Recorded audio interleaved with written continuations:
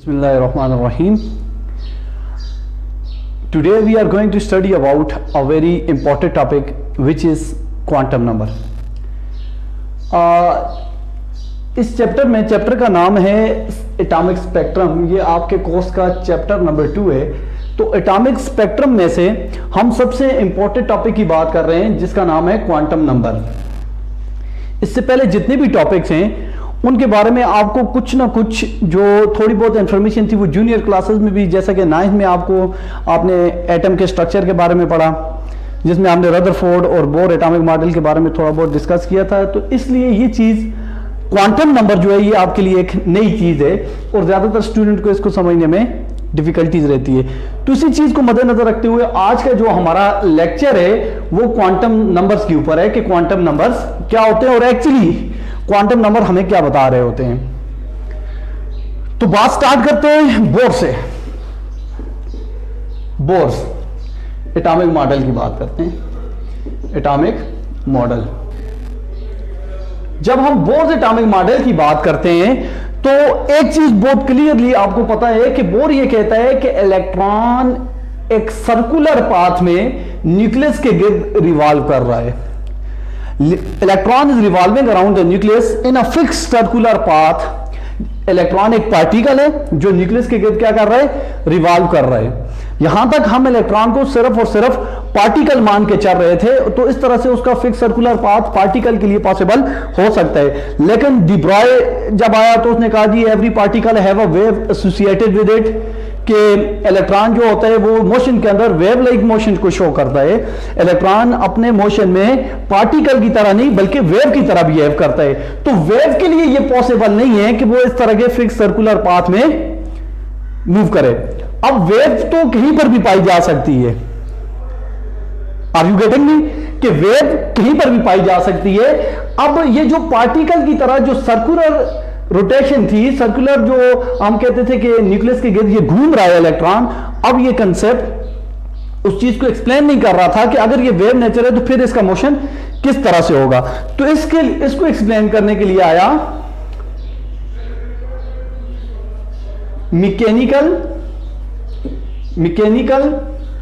Wave model of atom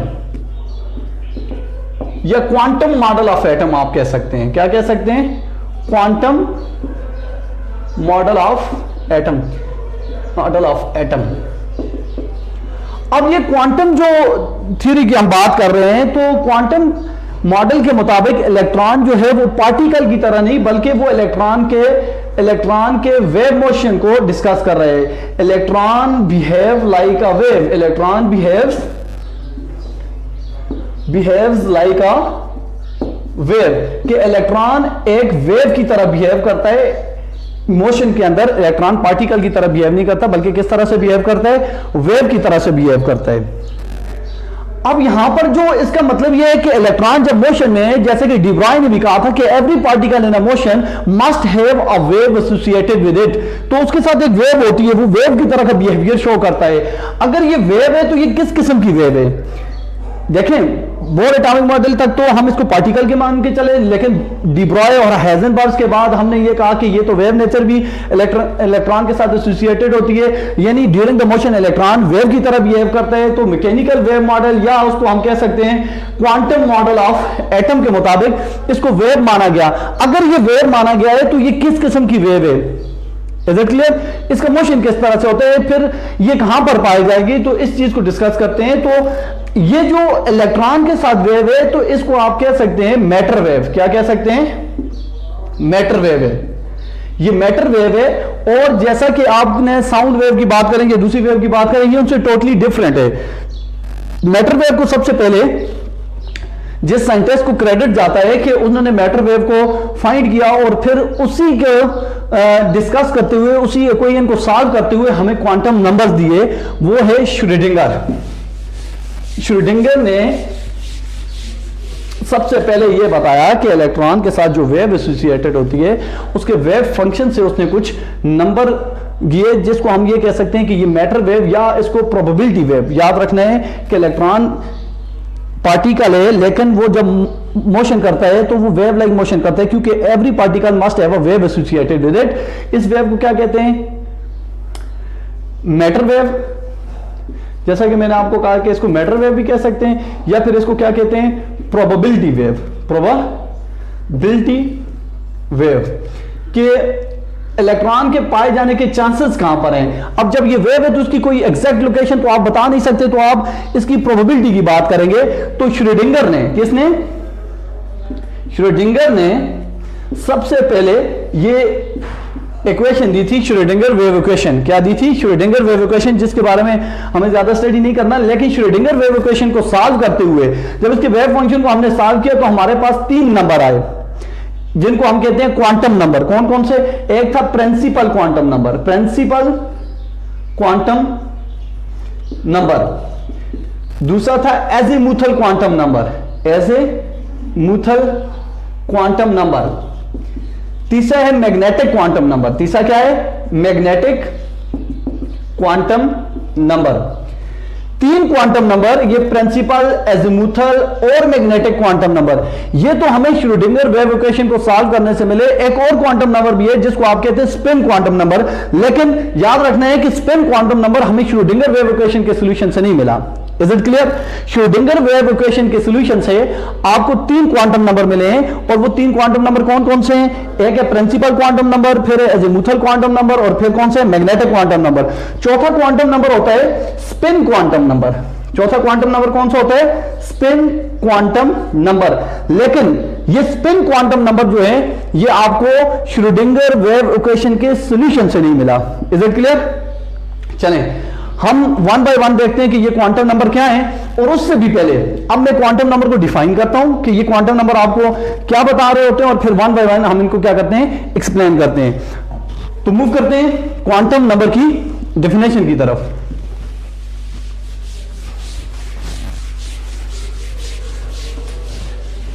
अगर बात करें इलेक्ट्रॉन की एटम के अंदर मौजूदगी की, तो हमें यह प्रोबेबिलिटी बता रहा है कि इलेक्ट्रॉन कहां पर पाया जा सकता है, इलेक्ट्रॉन के पाए जाने के चांसेस कहां पर हैं। सारे के सारे क्वांटम नंबर आपको क्या बता रहे हैं? Probability of finding electron. तो हम ये कह सकते हैं क्वांटम नंबर्स वो नंबर हैं जो हमें कंप्लीट एड्रेस ऑफ इलेक्ट्रॉन के बारे में, कंप्लीट एड्रेस ऑफ इलेक्ट्रॉन की प्रोबेबिलिटी बताते हैं। Is it clear? तो हम कहेंगे those numbers which give us a complete description about the probability of finding probability of electron inside atom.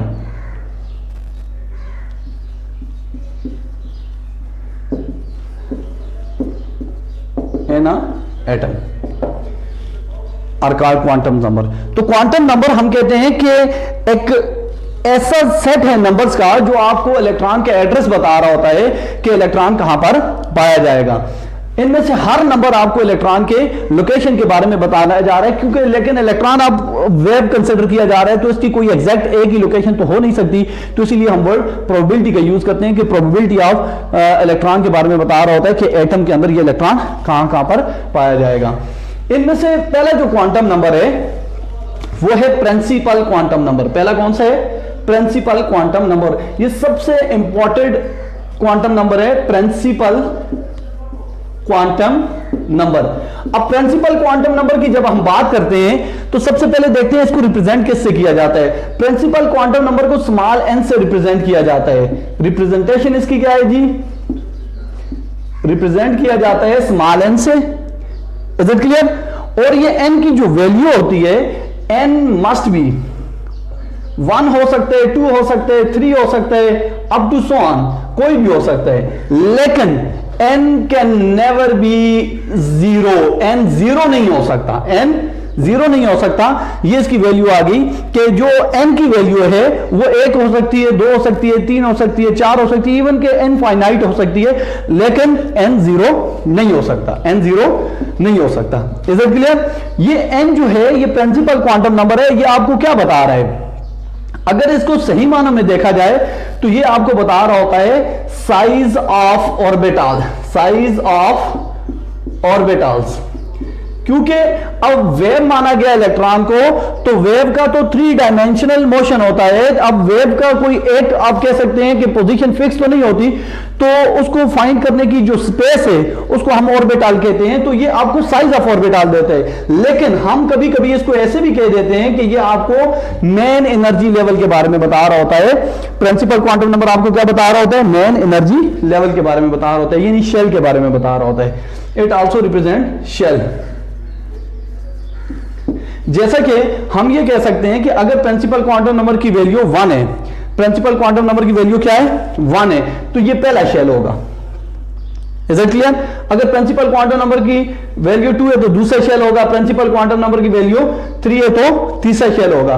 ये फर्स्ट शेल को आप K कह सकते हैं, सेकंड शेल को L और थर्ड शेल को M कहते हैं। फर्स्ट को K, सेकंड को L और थर्ड को M, and up to so on. तो हम ये भी कह सकते हैं कि प्रिंसिपल क्वांटम नंबर आपको क्या बता रहे हैं? आपको बता रहा है कि ये नंबर ऑफ शेल के बारे में बता रहा है कि ये कौन सा शेल है, और दूसरी चीज बता रहा है साइज ऑफ ऑर्बिटल। और एक्चुअली ये साइज ऑफ ऑर्बिटल ही बता रहा होता है, क्योंकि अगर S पहले शेल का है तो वो छोटा होगा, सेकंड शेल का अगर S है तो उसका साइज क्या होगा? बड़ा होगा। ये एक्चुअली 1s 2s ये इनके साइजेस को बता रहा होता है। ये पीछे जो नंबर होता है 1 2 3 जब इलेक्ट्रॉनिक कन्फिग्रेशन में आप यूज करते हो, वो बेसिकली क्या होता है? Principal quantum number. जैसे कि आप किसी एटम की इलेक्ट्रॉनिक कन्फिग्रेशन करते हो, सोडियम की 1s2 2s2 2p6 3s, इस तरह से 1। अब उसमें अगर बात करें, ये पीछे जो आप डिजिट यूज कर रहे हैं ये क्या होते हैं?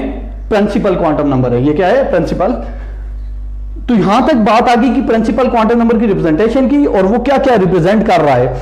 अब बात करते हैं कि नंबर ऑफ इलेक्ट्रॉन अगर प्रिंसिपल क्वांटम नंबर में आप फाइंड करना चाहते हैं तो कैसे फाइंड करेंगे? Number of electrons in a shell, ये भी आप बता सकते हैं। नंबर ऑफ इलेक्ट्रॉन है ना शेल। अगर आपको प्रिंसिपल क्वांटम नंबर की वैल्यू यानी आपको शेल का पता है तो आप उसके अंदर नंबर ऑफ इलेक्ट्रॉन को भी बता सकते हैं। कैसे बता सकते हैं? आप 2n² के फार्मूले से बता सकते हैं, 2n² के फार्मूले से बता सकते हैं। अगर फॉर एग्जांपल K शेल है, K शेल क्योंकि पहला शेल होता है तो इसके अंदर मैक्सिमम नंबर ऑफ इलेक्ट्रॉन क्या होंगे? 2 इंटू नंबर ऑफ शेल कितने है? पहला 1 का स्क्वायर, 1 का स्क्वायर 1 ही हो गया, और ये आपके पास आंसर आ गया 2। पहले शेल में कितने इलेक्ट्रॉन होंगे? 2। इसी तरह से अगर सेकंड जो है वो L शेल है तो उसके अंदर नंबर ऑफ इलेक्ट्रॉन कितने होंगे? 2 इंटू 2 का स्क्वायर, 2 का स्क्वायर 4, तो ये आपके पास 8 इलेक्ट्रॉन आएंगे। तो सेकंड शेल में आप कह सकते हैं 8 इलेक्ट्रॉन। जैसे कि आप यहां पर कह सकते हैं पहला K तो इसके अंदर 2 इलेक्ट्रॉन होंगे, और L के अंदर 8 इलेक्ट्रॉन होंगे, और इसी तरह से M के अंदर 18 इलेक्ट्रॉन्स होंगे।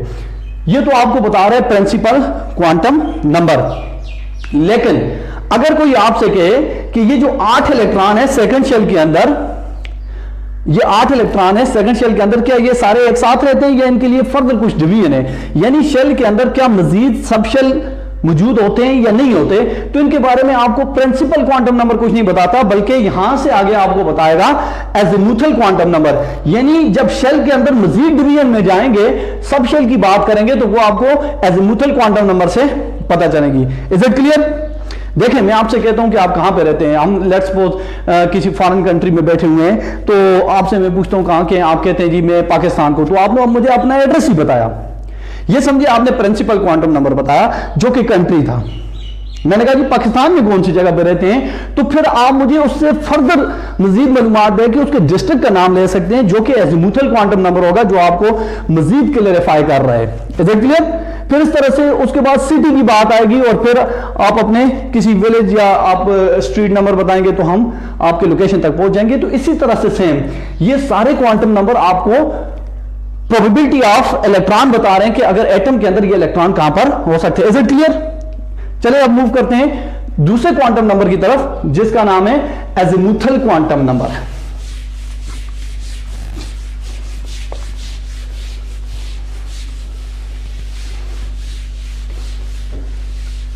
Azimuthal quantum number.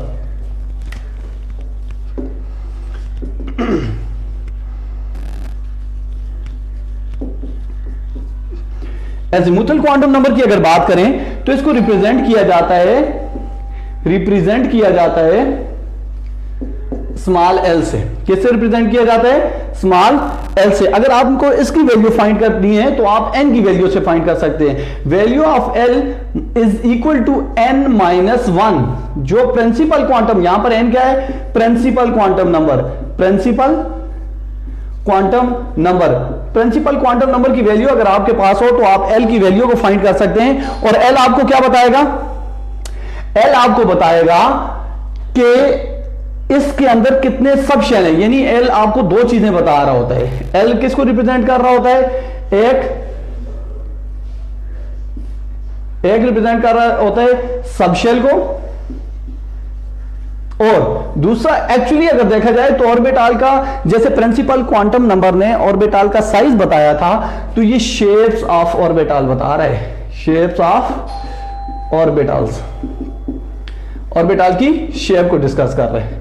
Is it clear कि अगर एजीमुथल क्वांटम नंबर की आप बात करते हैं तो एजीमुथल क्वांटम नंबर आपको सबशेल के बारे में बता रहा होता है, और साथ ही साथ क्या बता रहा होता है? शेप्स ऑफ ऑर्बिटल के बारे में बता रहा होता है। चलें इसको फाइंड करना स्टार्ट करते हैं। जैसा कि अगर n की वैल्यू की अगर बात करें तो मैंने लिखा था कि n क्या हो सकता है? n 1 हो सकता है, 2 हो सकता है, 3 हो सकता है, 4 हो सकता है, अप टू सो ऑन। 1 को हमने k कहा था, सेकंड को l कहा था, थर्ड को m कहा था, और फिर n कहा था। अगर l की बात करें तो l क्या होता है? n minus 1। अगर ये 1 है तो l क्या हो जाएगा? 0। 1 माइनस 1 0। अगर ये 2 है तो ये क्या हो जाएगा? 1 हो जाएगा। ये क्या हो जाएगा? 2 हो जाएगा। ये क्या हो जाएगा? 3 हो जाएगा। अगर L 0 है तो इसको हम कहते हैं s ऑर्बिटल। क्या कहते हैं? s orbital. अगर ये 1 है तो आप इसको क्या कहेंगे? p orbital. और अगर ये 2 है तो इसको आप क्या कहेंगे? d orbital. Is it clear? और अगर ये 3 है तो इसको आप कहेंगे f ऑर्बिटल। यानी आप ये कह सकते हैं कि ये जो वैल्यू ऑफ L है, अगर 0 आई तो ऑर्बिटल कौन सा होगा? s सब शेल होगा। अगर ये 1 आती है तो ये p सब शेल होगा। अगर ये 2 आती है तो ये d सब शेल होगा। और अगर 3 आती है तो क्या होगा? f सब शेल होगा। Is it clear? यहां तक कोई प्रॉब्लम? अब यहां से आगे बात करते हैं कि एजीमुथल क्वांटम नंबर हमें और क्या बताता है। एजीमुथल क्वांटम नंबर से आप एंगुलर मोमेंटम को फाइंड कर सकते हैं।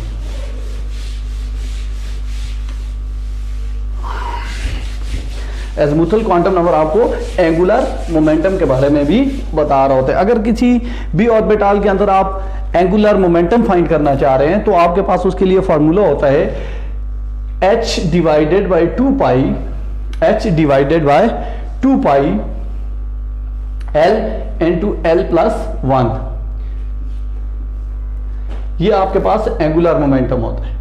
Angular momentum.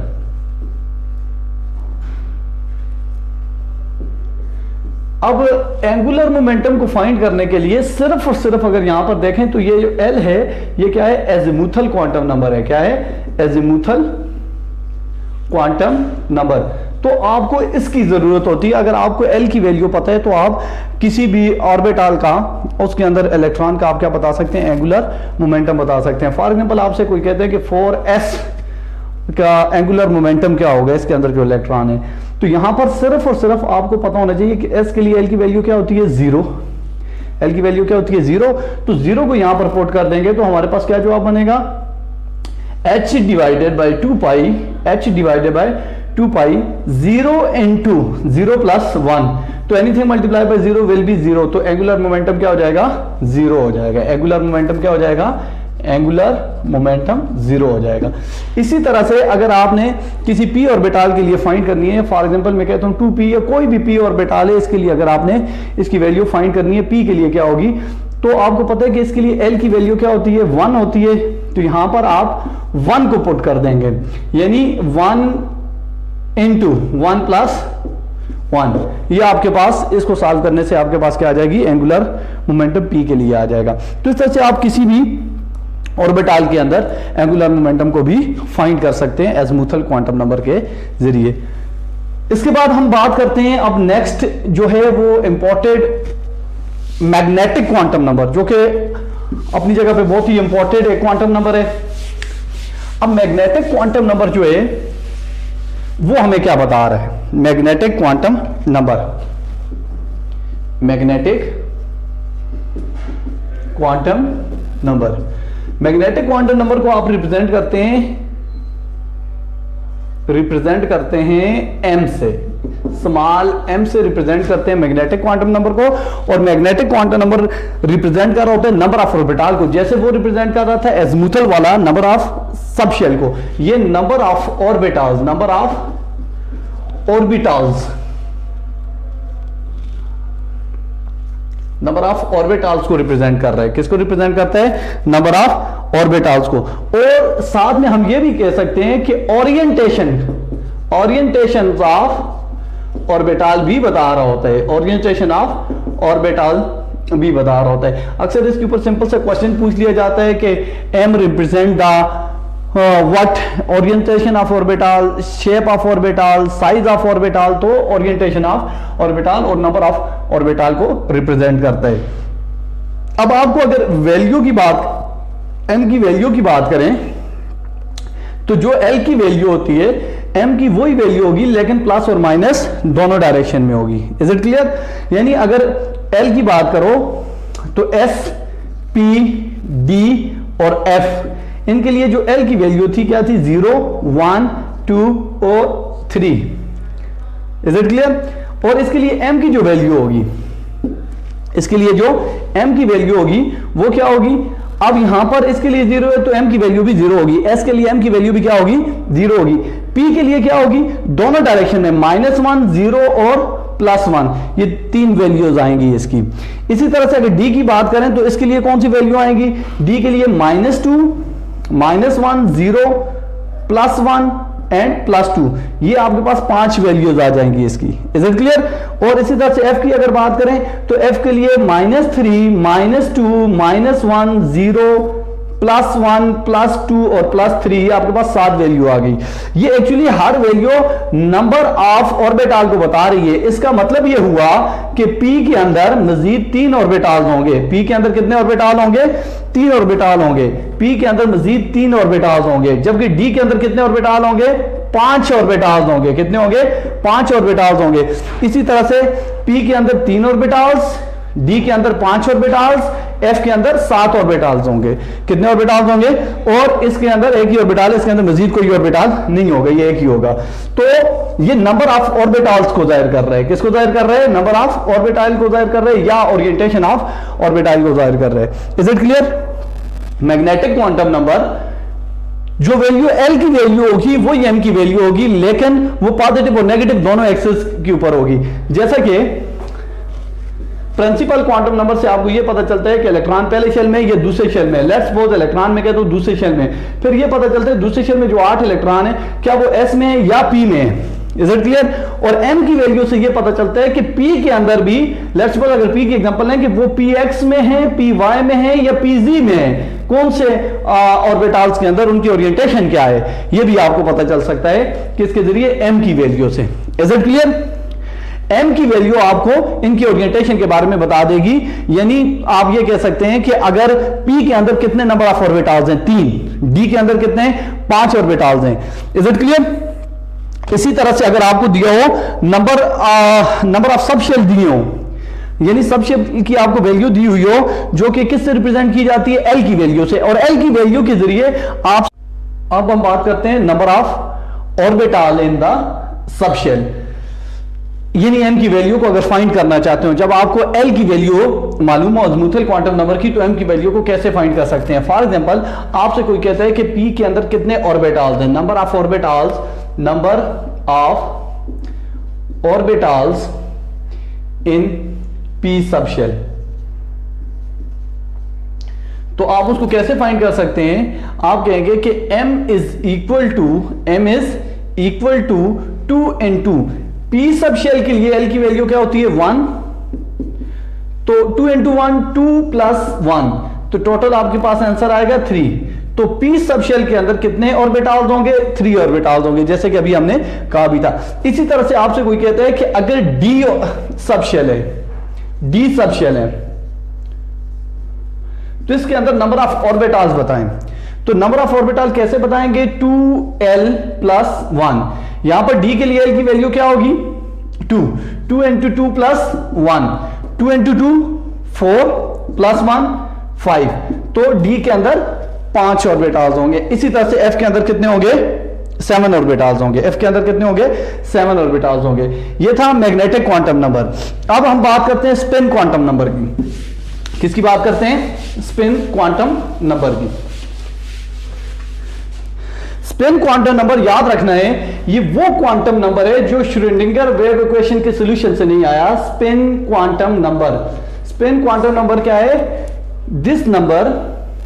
This quantum number is not obtained from the solution of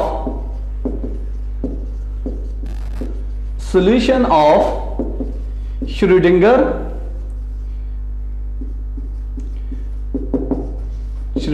wave equation. ये उस वेव इक्वेशन के सॉल्यूशन से आपको नहीं मिला। स्पिनिंग ऑफ इलेक्ट्रॉन की अगर जब हम बात करते हैं तो स्पिन क्वांटम नंबर की रिप्रेजेंटेशन जो होती है वो रिप्रेजेंटेशन s से हम कर सकते हैं इसको, और s की दो ही वैल्यू होती है। ये s की वैल्यू +1/2 होगी या s की वैल्यू क्या होगी? -1/2। s की दो ही वैल्यू होंगी।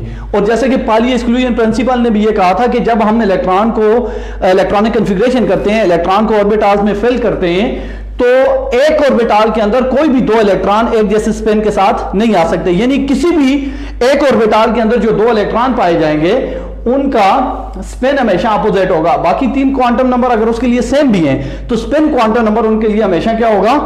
अपोजिट होगा। एक का अगर क्लॉकवाइज है और दूसरे का क्या होगा? एंटी क्लॉकवाइज होगा। ये स्पिनिंग ऑफ इलेक्ट्रॉन के बारे में बताते हैं। अगर ये सारे इलेक्ट्रॉनों को हम सेम स्पिन के साथ डाल दें इस तरह से, तो फिर ये होगा कि चेंज इन इलेक्ट्रिक फील्ड, क्योंकि इलेक्ट्रॉन जब स्पिनिंग करता है, इलेक्ट्रॉन एक चार्ज पार्टिकल है, तो चेंज इन इलेक्ट्रिक फील्ड की वजह से मैग्नेटिक फील्ड प्रोड्यूस होती है। तो सारे के सारे मटेरियल्स को क्या होना चाहिए? पैरामैग्नेटिक होना चाहिए। लेकिन इलेक्ट्रॉन की स्पिनिंग एक ऑर्बिटल के अंदर अपोजिट होती है, जिसकी वजह से वो एक दूसरे के इफेक्ट को कैंसिल कर देते हैं।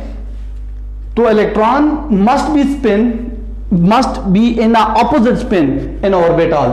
ये पाली एक्सक्लूजन प्रिंसिपल ने भी इसको एक्सप्लेन किया। लेकिन स्पिनिंग ऑफ इलेक्ट्रॉन को किससे जाहिर करते हैं? आप स्पिन क्वांटम नंबर से हैं। अगर आप स्पिन मोमेंट फाइंड करना चाहते हैं, एक ऑर्बिटल के अंदर इलेक्ट्रॉन का आप क्या फाइंड करना चाहते हैं? स्पिन मोमेंट फाइंड करना चाहते हैं, तो उसके लिए फार्मूला आप अपने पास नोट कर लें। h divided by 2 s into s plus 1। यहां पर s जो है ये स्पिन नंबर है। s क्या है जी? Spin number. Total spin number कैसे फाइंड करते हैं ये भी मैं अभी आपको सिखा देता हूं। अगर स्पिन नंबर की वैल्यू आपके पास है तो आप क्या फाइंड कर सकते हैं? स्पिन मोमेंट फाइंड कर सकते हैं। Spin moment of electron.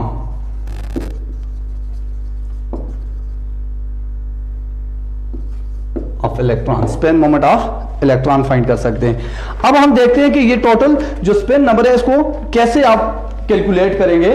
For example,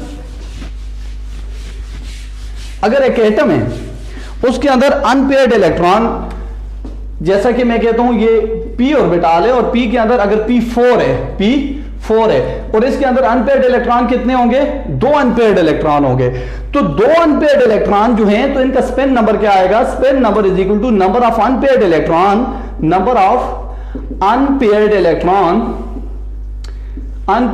electron divided by 2। तो इसका स्पिन नंबर क्या आ जाएगा? 2 divided by 2 is equal to 1। तो स्पिन नंबर क्या हो जाएगा?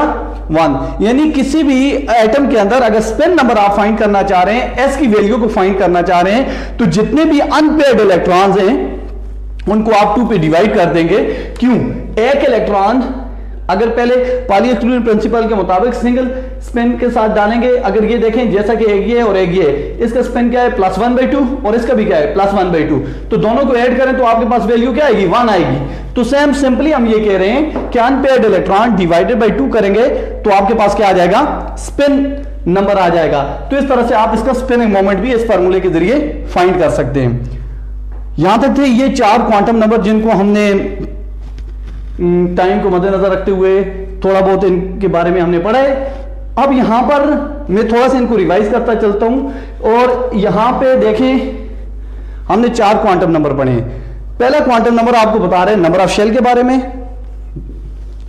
कि शेल पहला होगा, दूसरा होगा, तीसरा होगा या चौथा होगा, जिसको हमने कहा प्रिंसिपल क्वांटम नंबर।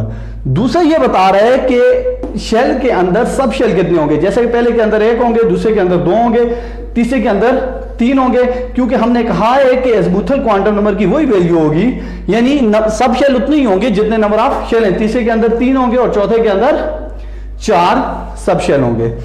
अब उसके बाद हमारे पास आ गया मैग्नेटिक क्वांटम नंबर, जो मजीद ये बता रहा है कि इन सब शेल के अंदर ऑर्बिटल कितने हैं। पी के अंदर 3 होते हैं, एस के अंदर कोई नहीं होता, पी के अंदर 3 होते हैं, यानी एस के अंदर 1 ही होते हैं, और डी के अंदर कितने होते हैं 5, और एफ के अंदर कितने होते हैं 7। और स्पिनिंग ऑफ इलेक्ट्रॉन हम कहते हैं कि एक ऑर्बिटल के अंदर मैक्सिमम 2 इलेक्ट्रॉन्स आ सकते हैं और उनकी स्पिनिंग हमेशा क्या होगी, अपोजिट होगी। और ऑर्बिटल्स क्या है, the 3 dimensional space around the nucleus in which the probability of finding electron is maximum. तो यहां से हमें यह पता चला ऑर्बिटल क्या है, एक 3 डायमेंशनल स्पेस है, 3D स्पेस है, 3 डायमेंशनल स्पेस, शॉर्टकट लिखा है 3 dimensional space in which the probability of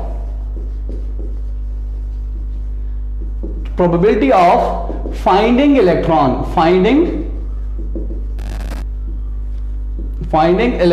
is maximum,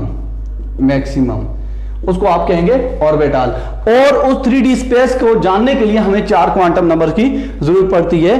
तो ये था सारा क्वांटम नंबर के। अब थोड़ा सा मैं 1-2 क्वेश्चंस के जरिए आपको ये क्लियर कर देता हूं कि इसमें से किस तरह के क्वेश्चन बनेंगे ताकि आप इनको अप्लाई कर सकें। चलें, मैं आपके सामने 1-2 क्वेश्चन लिखता हूं और उनको सॉल्व करता हूं, और एक क्वेश्चन फिर आपके लिए छोड़ देता हूं, आप खुद सॉल्व करें। फॉर एग्जाम्पल हमसे कोई कहता है कि how many question number 1, how many electrons are present in a chlorine with L is equal to 1 value.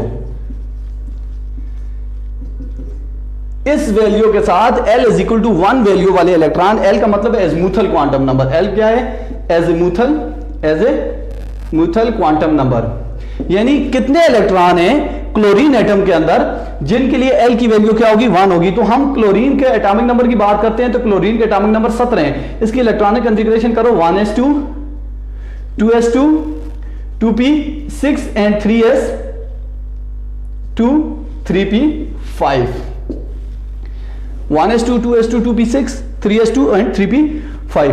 अब यहां पर देखें L इज इक्वल टू 1 किसके लिए, आपको पता है कि क्योंकि यहां पर प्रिंसिपल क्वांटम नंबर तो दिया ही नहीं हुआ, तो प्रिंसिपल क्वांटम नंबर को आपने देखना, ये पीछे जो डिजिट लिखा होता है ये प्रिंसिपल क्वांटम नंबर होता है, इसको आपने नहीं देखना।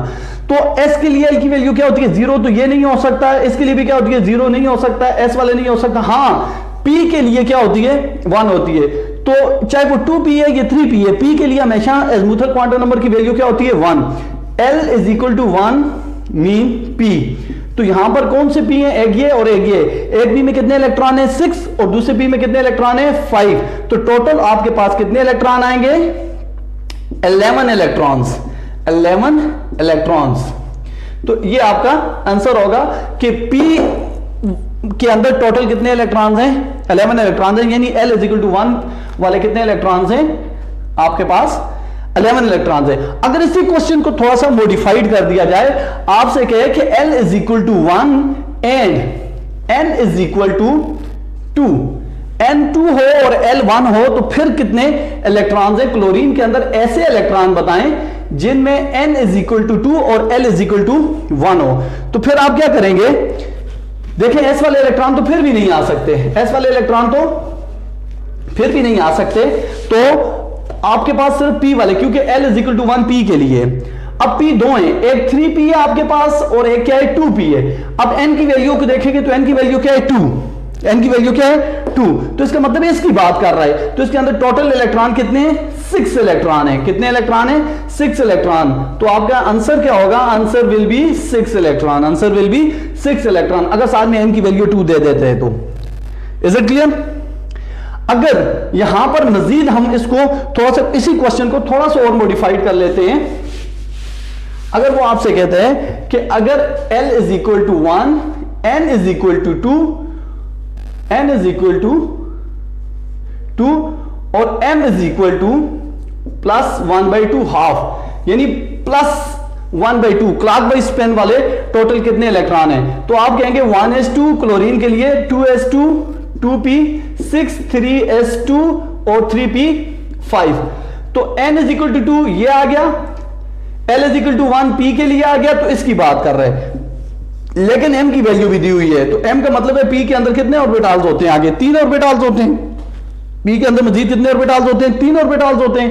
और सब में क्या होता है, पहले इलेक्ट्रॉन पॉजिटिव स्पिन के साथ होते हैं और फिर नेगेटिव स्पिन के साथ। तो एक क्लॉकवाइज होगा और एक क्या होगा, एंटी क्लॉकवाइज। लेकिन वो कह रहे हैं कि सिर्फ क्लॉकवाइज वाले इलेक्ट्रॉन लेने हैं। क्या लेने हैं, क्लॉकवाइज वाले इलेक्ट्रॉन। तो इस केस में साथ में अगर m की ये वैल्यू दी हुई है तो आपका जवाब क्या होगा, answer will be 3 electrons, answer will be. क्यों, इसमें से सिर्फ आपने ये पॉजिटिव स्पिन वाले 1 2 और 3, यही 3 इलेक्ट्रॉन, नेगेटिव स्पिन वाले इलेक्ट्रॉनों को काउंट नहीं करना। तो इस तरह से आप इन क्वेश्चन को सॉल्व कर सकते हैं, क्वांटम नंबर से रिलेटेड जितने भी क्वेश्चंस होते हैं। लास्ट में एक क्वेश्चन मैं आपके लिए लिख के छोड़ता हूं, आप इसको ट्राई करें और इसके अलावा जितने भी क्वेश्चंस हैं आप उन सबको ट्राई करें, तो होपफुली आपसे वो सॉल्व हो जाएंगे।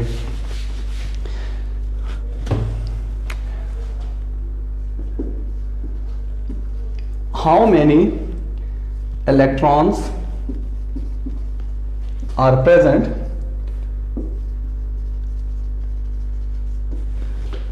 in a sodium with N is equal to 2, L is equal to 1 and M is equal to plus 1/2, plus 1/2। आप इसका आंसर अपने से फाइंड करें, खुद सॉल्व करें, देखें कि आपको इसकी समझ आई है या नहीं आई। तो इसी तरह से फिर बाकी क्वेश्चंस को भी आप देखें। टाइम की कमी की वजह से मैंने जो ज़रूरी चीज़ें थी इस टॉपिक के अंदर वो डिस्कस की हैं और होपफुली आपको ये समझ आ गई होगी। इसके ऊपर थोड़ा सा आप प्रैक्टिस करें और ईटा के अंदर जो MCQs इसके आए हैं आप उनको भी देख लें। क्वांटम नंबर, हाँ यहाँ पर हमने नोड और एंटी नोड को डिस्कस नहीं किया, उस वाले MCQs को छोड़ के बाकी जितने भी MCQs हैं इंशाल्लाह यहाँ से सॉल्व हो जाएंगे।